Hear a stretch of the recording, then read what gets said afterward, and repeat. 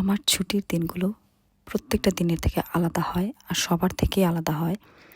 সবাই ছুটির দিনে আরাম করে, আয়েশ করে, ঘুমায়, ঘুম থেকে দেরি করে ওঠে এবং আমার ক্ষেত্রে পুরোটাই উল্টো।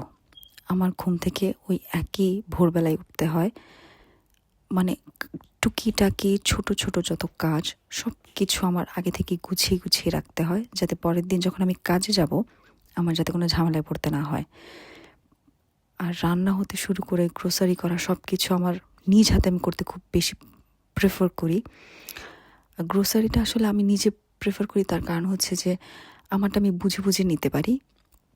আমার কতটুকু কী প্রয়োজন, আমার কোনটা দরকার।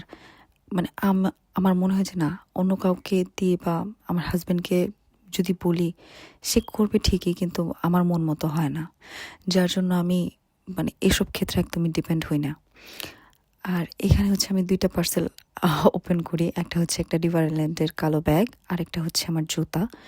এটা একদম রেগুলার পরার জন্য, বাসায় বাইরে যাওয়ার জন্য যে এদিক সেদিক যাবো আমি পরবো। আর ওই ব্যাগটা হচ্ছে যে ওই ব্যাগটা ওই রেগুলার ইউজের জন্যই। আর এরপর হচ্ছে আমি ওই যে বললাম না যে ছুটির দিন আমার হাজার হলেও কাজ বেশি থাকে। আমার ডুভেট কভার, আমার বেডশিট, আরও নিজের কিছু টুকটাক জিনিস কেনার জন্য আমার স্ট্রাটফোর্ডে যাওয়াটা খুব জরুরি ছিল।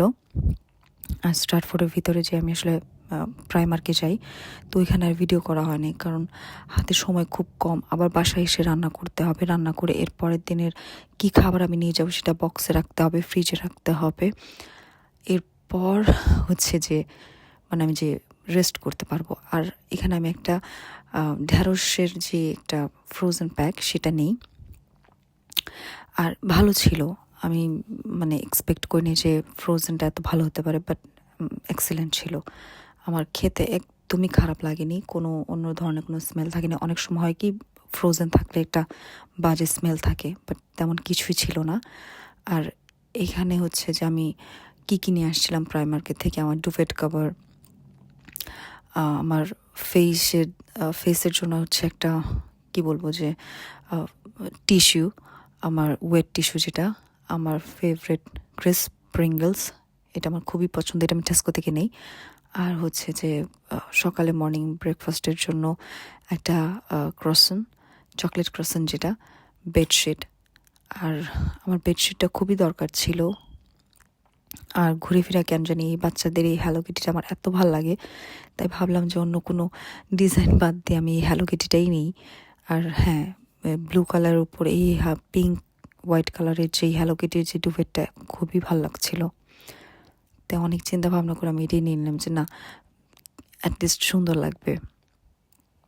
তো যেইভাবে সেই কাজ, তো দেখা যায় যে ছুটির দিন এরকম কাজ টুকটাক কাজ করতে করতেই শেষ হয়ে যায়। আমি চাইলেও অনেক সময় রেস্ট করা হয় না। সব কিছুই নিজের করতে হয়। আর এজন্যই মানে রেগুলার আমি ভ্লগ আপলোড করতে পারি না। ভিডিও করে রাখি ঠিকই, কিন্তু তখন দেখা যায় যে ভিডিও জমে যায় আর একদিনে তখন অনেকগুলো ভিডিও আমার আপলোড করা হয়।